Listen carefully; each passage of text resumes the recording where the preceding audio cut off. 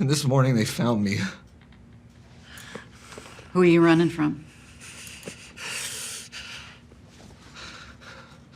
You know who I'm running from. We need to hear you say it.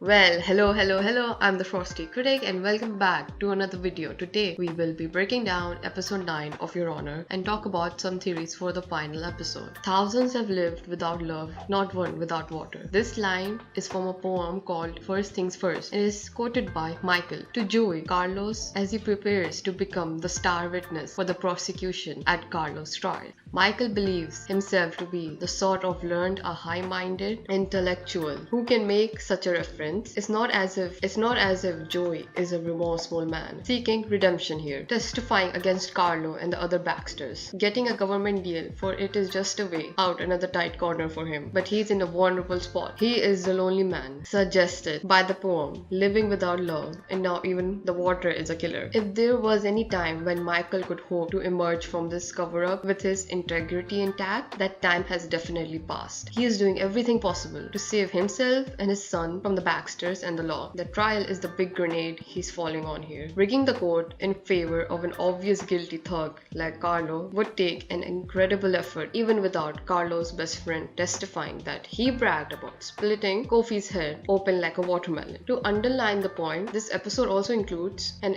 incredible scene where Carlo's lawyer is gently coaching him through his witness testimony and cannot get him to say non-incriminating things. There are no big holes in the prosecution's case, but Joey's testimony would have laid the self-defense argument to rest. In addition to Joey witnessing Carlo brag about killing Kofi, he can also testify that Carlo's mother arranged for her son to be transferred to Kofi's prison so he could have access to him. Based on Carlo's motives and nature of his attack, it should be evident that he wasn't acting in self-defense when Kofi stepped into his cell. But poisoning Joey does let Michael sustain that precious shadow of a doubt, and he's got more rigging to do. The trouble here is there's too much beyond his knowledge or control that's starting to get away from him. That's been the issue with Adam from the start, as he's been on a massive campaign to incriminate himself for Rocco's death, and that campaign may finally be coming. He confessed to Frankie shortly after the incidents, and now he's alienated Frankie by taking up with Rocco's sister Fia, which is like taking two giant steps into the lion's den. Now, Michael's best friend Charlie knows that Adam did it, and Jimmy Baxter knows that his daughter happens to be dating the son of the judge he believed ran over Rocco. Lee has learned that Kofi was taking the GDE at the time of Rocco's death, so that he couldn't have been responsible for the hit and run. New information is slowly coming to light about Adam's mother that a year earlier, which seems timed to a big connect the dot reveal in the final. And there's some business about how the desire game figures into all these storylines and what possible role Kofi's little brother might play in either helping or exposing the gang leader who have brought him under their wing. Have I mentioned there's only one episode left? The numbers of loose ends Your Honor needs to tie up next week is a lot. Charlie's reaction to what he knows about Adam, Lee and Costello pursuing their independent hunches, and whatever revelation awaits about the war between the Baxter and Desire, and how Adam's murder figures into all of it. But let's give Your Honor the benefit of the doubt here. It's been a plot machine all season, so there's a reason to believe that all these little gears in spring are going to keep the show ticking until the end. What do you think about the show? Your thoughts and opinion for the upcoming episode? Hit the thumbs up button if you enjoy. Subscribe if you're new. Thank you for watching.